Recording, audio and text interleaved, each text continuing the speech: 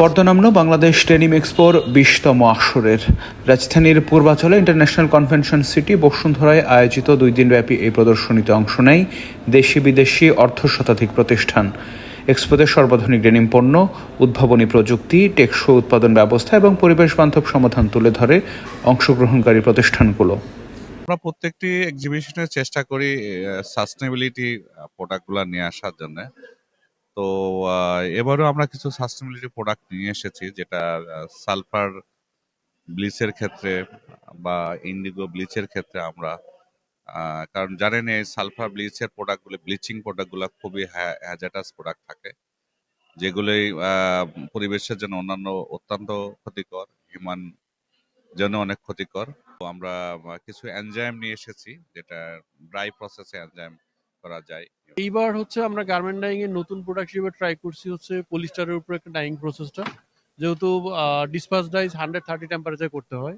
তো সেক্ষেত্রে আমরা যদি প্রসেসটা চেঞ্জ করতে পারি, যে ওয়াশিং এ 60 ডিগ্রি টেম্পারেচারের ভিতরে করতে পারি, তাই সেক্ষেত্রে ট্রাম্বল মেশিনে করা সম্ভব, যে ওয়াশিং মেশিন যেটাতে করা সম্ভব। তো সেই ক্ষেত্রে দুইটা বিষয়, এক নম্বর হচ্ছে সাস্টেনেবিলিটি, বিকজ 130 টেম্পারেচার আর 60 টেম্পারেচার হিউজ গ্যাপ। সো এখানে হচ্ছে এনার্জি সেভিংস একটা ইস্যু। তো এই দিক দিয়ে আমরা নতুন প্রোডাক্ট হিসেবে পলিস্টারের যে ডাইং প্রসেসটা ওইটাকে নিয়ে আসছি।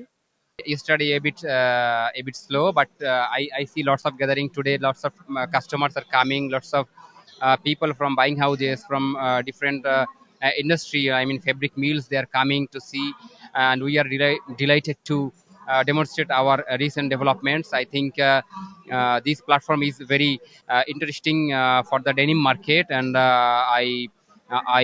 I do believe it will be a great platform, and it is already in a great stage to demonstrate our strength to different buyer, different country, to promote our denim product. We are showcasing in this show our product range, which is including many sustainable and innovative products.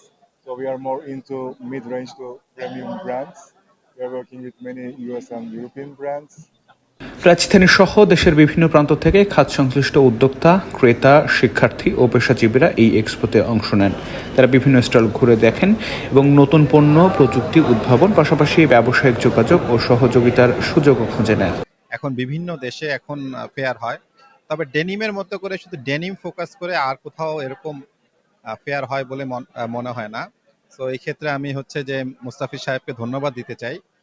আর আমি যদি নতুন ইনোভেশনের দিকে বলি, দেখলাম হচ্ছে বেশ কিছু chemical product এসেছে, স্পেশালি ডেনিম তো আসলে যে ফ্যাশনের সাথে জড়িত। সো ফ্যাশন লেভেলে অনেক ধরনের হচ্ছে ওয়াশ এফেক্ট আসে, সে ওয়াশ এফেক্টের টেকনিকগুলো দেখতে পাচ্ছি, এবং হচ্ছে যে কিছু কিছু কেমিক্যাল এবং কিছু কিছু অ্যাক্সেসরিজ কোম্পানিও আসলে হচ্ছে যে নতুন নতুন নিউ ডাইমেনশনের ম্যাটেরিয়ালস ডিজাইন নিয়ে আসছে।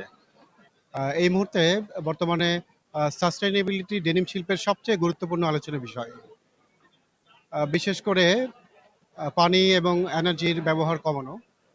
বর্তমানে নতুন প্রযুক্তি, মেশিনারিজ এবং কিছু উদ্ভাবনী কেমিক্যালের সাহায্যে এই পানির ব্যবহার 40 থেকে 50% পর্যন্ত কমিয়ে আনা সম্ভব।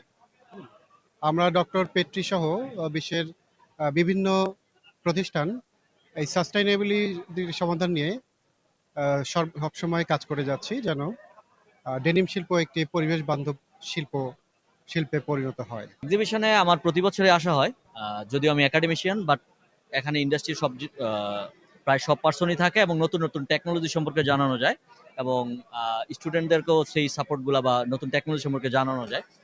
আয়োজকদের মতে বাংলাদেশের ডেনিম শিল্পের সক্ষমতা, উদ্ভাবন এবং টেকসই উৎপাদন ব্যবস্থাকে বৈশ্বিক ক্রেতা ও ব্র্যান্ডগুলোর সামনে আরও কার্যকরভাবে তুলে ধরতে গুরুত্বপূর্ণ ভূমিকা রাখবে বাংলাদেশ ডেনিম এক্সপো। একই সঙ্গে দেশের ডেনিম খাতের আন্তর্জাতিক প্রতিযোগিতার সক্ষমতা বৃদ্ধিতেও এই আয়োজন ইতিবাচক অবদান রাখবে। Atikur Rahman, textile mirror, Dhaka.